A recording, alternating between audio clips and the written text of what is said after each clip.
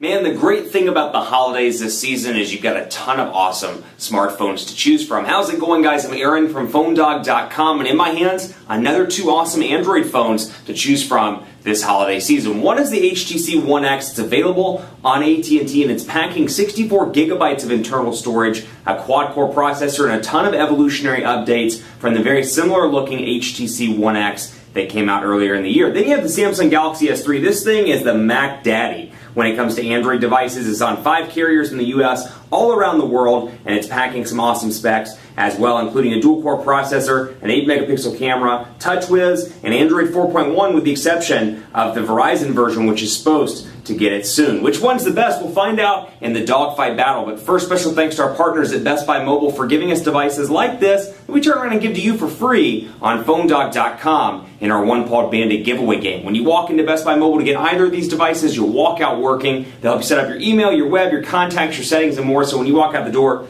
these are set up. You're good to go, and you can focus on playing with your awesome new device. Let's take a look. One X Plus, Galaxy S3. Which one's the Mac Daddy? We'll find out in the dogfight, which starts right now.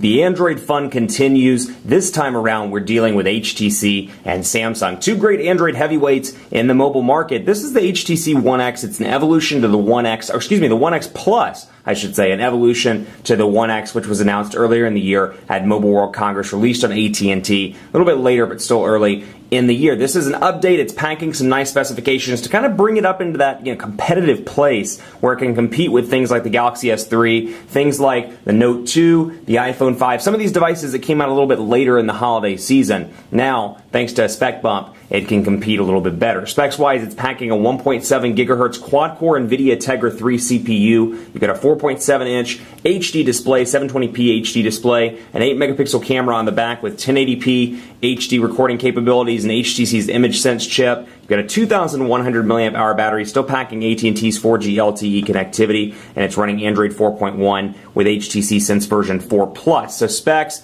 bumped, software bumped, HTC services bumped up to the top. And you know what? It's still got its faults, but I will say it's got a great design, and the real killer here is 64 gigabytes of internal storage. This thing is packing a ton of storage out of the gate. Juxtapose that to something like the HTC Droid DNA, which just came out and only has 16 gigabytes of internal storage. For those people that like to consume a lot of media, this can be the device for you just because of the internal storage. That said, it still has a few issues. I don't like the fact that it only has 1 gigabyte of RAM, whereas this one has 2 gigabytes of RAM. I notice it every now and again in day-to-day performance. I find that this one will occasionally say loading. We'll talk about that a little bit more in part 1 and later on in part 2 of the video. This is the Samsung Galaxy S3, available at all the carriers in the US, all the postpaid nationwide carriers. This is the Verizon version. It's packing a 1.5 gigahertz dual-core Snapdragon S4 CPU, a 4.8-inch Super AMOLED HD display with Pentile technology, an 8-megapixel camera on the back with 1080p HD video recording, a 2,100 milliamp hour battery, which is removable on this device. It has a micro SD card slot. It has 16 gigabytes of internal storage out of the box,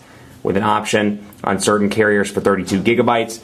And then it's got Android 4.1 on most cases, with the exception of the Verizon one. This one's still sitting on Android 4.0, but it's supposed to get Android 4.1 very soon. Actually, as I'm shooting this video, I'm seeing the updates saying that Verizon just released the changelog for Android 4.1. So that means it's on its way for the Verizon users. If you're wondering why I'm comparing an AT&T to a Verizon, when I had the AT&T Galaxy S3, I don't have one at the moment. I just have a Verizon PR unit, so we're going to roll with that one and compare the similarities. And you know what? In some cases, the differences as well. So let's talk a little bit about build quality with my voice crack and all. Build quality, because you can see some differences here. Samsung's devices historically have been kind of plasticky, a little bit of a different feel as opposed to HTC devices with different shells, kind of this unibody construction, beautiful shell that fits in the hand. So from a build quality standpoint, quite a few people prefer HTC. That's not to say that Samsung doesn't have its fans. Quite a few people I know enjoy the Samsung build quality and compare this to something like the iPhone 5, where it's got glass, it's got metal, it's easy to break. This one might be a little bit less easy to break, although I will say I've seen some people damage their screens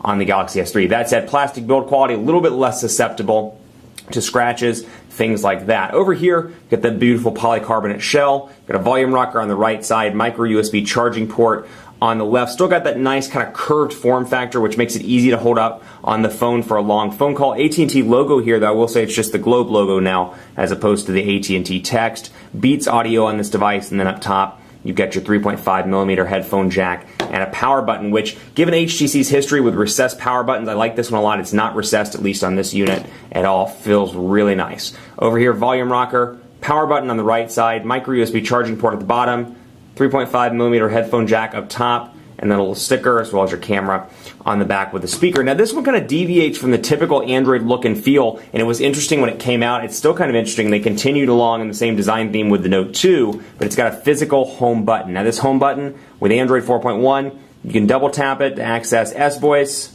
which is Samsung's solution, or you can press and hold it to access the Task Manager, and on Android 4.1 it'll allow you to access Google Now as well. So you got that capability there. Over here, capacitive buttons, back, home, and then recent applications, and you'll really see some heavy HTC customizations here with the recent apps by pressing and holding. I have this as kind of a dual purpose button. I press it and it gives me kind of the equivalent of a right click. Press and hold, it'll give me the recent applications. And I've got my home button, which I can press and hold and access Google Now, which I'll show you in a little bit in the video. And that's that. So you've got the different button configurations. A little bit different. You've got capacitive buttons on each side of the home button here, menu and back. And let's take a look at what comes pre-installed on both of these units. You're packing the typical carrier installed bloatware as you would expect. Code scanner, family map, locker, navigator ready to go over here. Unfortunately, most of this can't be uninstalled. Device help.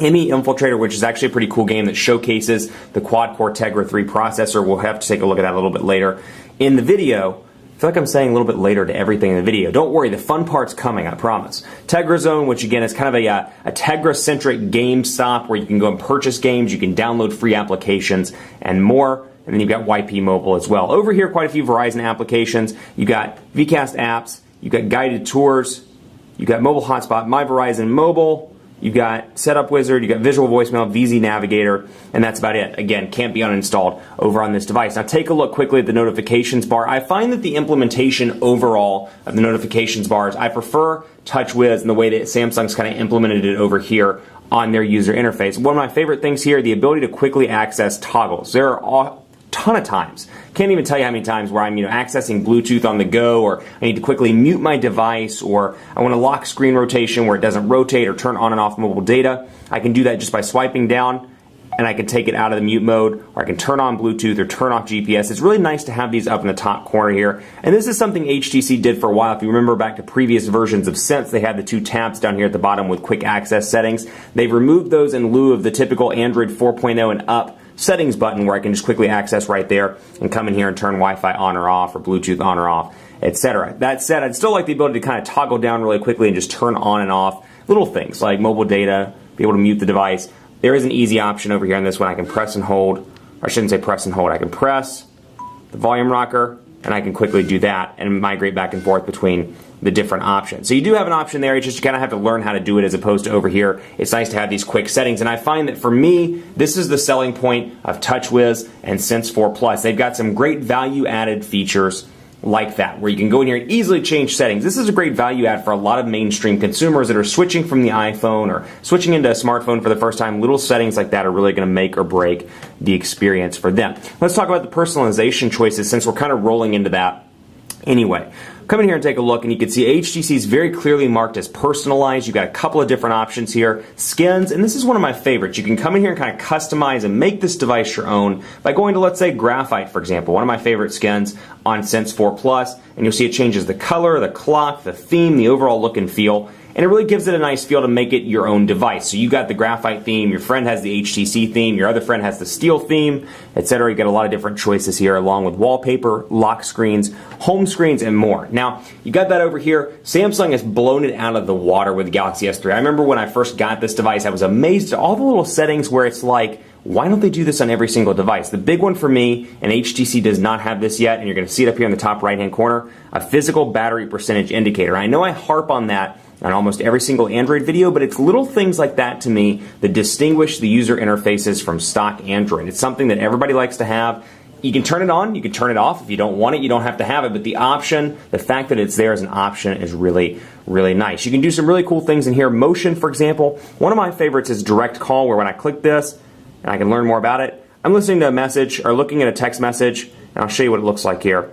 Go ahead and enable motion, and you can see Samsung Mobile right there. I'm going to move it to my face, and as soon as I hold the phone up to my ear, it gives Samsung Mobile a call. It's a great feature, like if you're text messaging somebody and you're like, you know what, I'm getting ready to get in the car, let me just call them. Hold it up to my ear and it auto dials. Smart Alert is another one of my favorites. When I turn this on and I have a missed call or a text message, I'm the king of doing this all day long and killing my battery because I'm turning my screen on to see if I have that little message notification up there in the top left-hand corner. Well, with this, I don't even have to do that, and I don't have to look at the notification light either. I can just pick the phone up, and if it vibrates, I know I have a missed call or a text message. One of my favorites there. Tap to top. I don't use that one that often, but I do find that to be pretty functional, where if you're in a list, all you have to do is tap the top of the device, and it takes you up. There are a ton of different choices here. Palm swipe for screenshots, one of my favorites. Palm touch to mute pause. Flipping it over, which is an HTC thing. Absolutely love all these little customizations and settings that really make these devices functional. So again, another one over here, we'll take a look.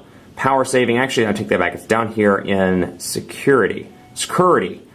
And we'll go into lock screen options. And this kind of goes into lock screen stuff like we talked about over here on the HTC side. You've got a bunch of different choices. Weather is what I had it on currently. Another one of my favorites on the HTC side is productivity. I can come in here and I can change the settings if I want to, where it'll display all these different things: calls, messages, emails, calendar, events.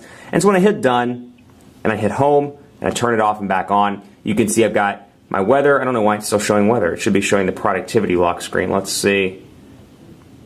And it's little things like that where I'm like, that's not good. Productivity lock screen applied. There we go.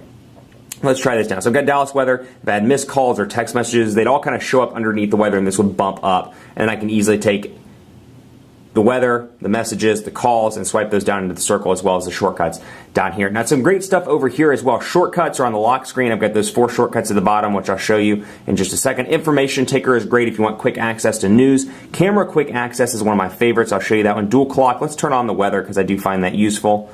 And then, of course, you can wake up commands where you can say, Galaxy, wake up, or Galaxy, unlock, and it'll unlock the device. So a lot of really cool features like that, but you can see I accessed or turned on the weather, so the weather's showing, but the camera one's one of my favorites. Press and hold, shift down, and you can access your camera just like that. So a lot of really great features where I'm like, these are going to resonate with consumers because they're quick and easy, and you know what, even for me, somebody that's used Android as long as I have, I'm like, why has this not been an Android forever? So it serves a couple of purposes. It enhances Android, and it makes Google grow stock Android by default, which is really a good thing. If you're a fan of Android, even if you're a fan of stock Android, you're an Android purist, you have to appreciate the fact that skins like this are helping stock Android grow and change and be better overall. Now, back to the notification bar really quickly here to talk about one more personalization thing. You'll notice that Wi-Fi off and power saver off on both these devices are up in the notifications bar as ongoing tasks. Well, you can't remove those. That's the downside. AT&T, and I actually believe this is an HTC thing, but maybe AT&T had a hand in this. Power saver off. I can turn it on and off pretty quickly and easily, but I can't remove this. That's a feature that stays in the notifications bar, and same thing with Wi-Fi, I can't remove it. It may seem minor to you, it drives me nuts to have clutter in my notification bar. If I want Wi-Fi, I can go to any other model of the Galaxy S3 and just click the Wi-Fi button. I shouldn't have to have it in my notification bar. And kind of same thing over here as well, power saver off. As well. That said, the battery life is not the greatest on the 1X Plus. They've improved it, made it a 2100 milliamp hour battery inside of it. That said, still not my favorite battery life. We'll talk about that more in part 2. Stay tuned for part 2, speed tests, camera settings, all kinds of personalization goodies, and more, and 2 of the hottest devices this holiday season. Stay tuned for part 2.